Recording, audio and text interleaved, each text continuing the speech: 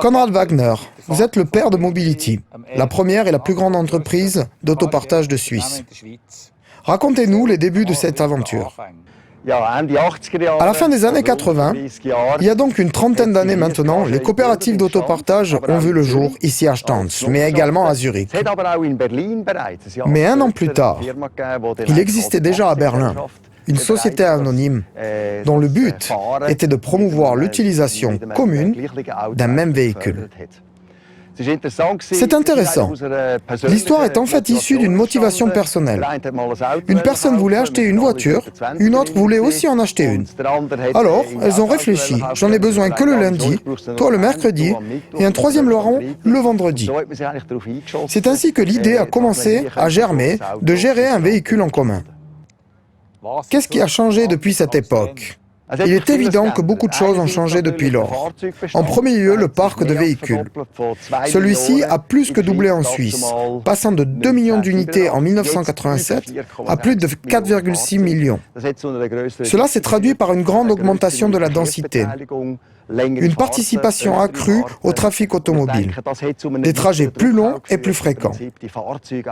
Et je pense que c'est précisément cette évolution qui a engendré une pression supplémentaire tendant à réduire le nombre de véhicules afin de dégager les routes pour la circulation.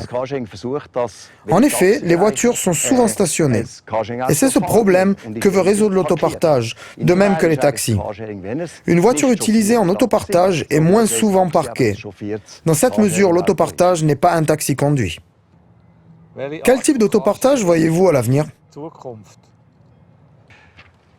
C'est assurément un autopartage capable de s'implanter dans les régions densément peuplées, c'est-à-dire dans les villes, mais également dans les agglomérations et pour les liaisons de point à point, là où les avantages de partager un trajet se font plus particulièrement sentir. En fait, c'est ce que les transports publics, les transports collectifs donc, démontrent depuis toujours.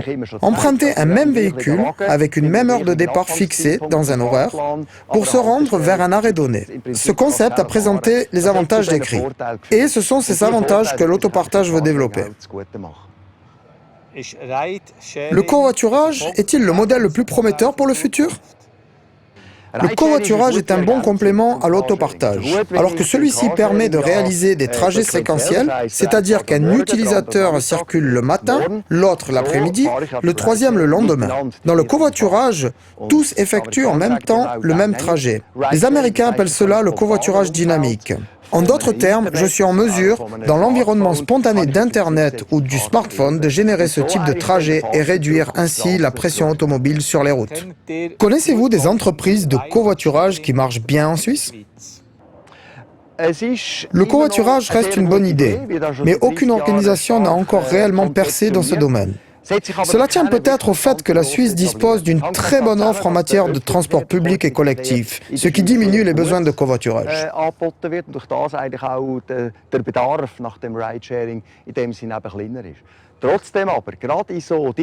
Il n'empêche, dans une région aussi dense que celle de Gubrist, par exemple, où les transports collectifs sont à ce point pris d'assaut aux heures de pointe qu'ils ne peuvent plus accepter davantage de passagers, plus précisément dans le domaine des trajets professionnels, du trafic pendulaire ou à l'occasion d'un match de football, où tout le monde converge vers un même point.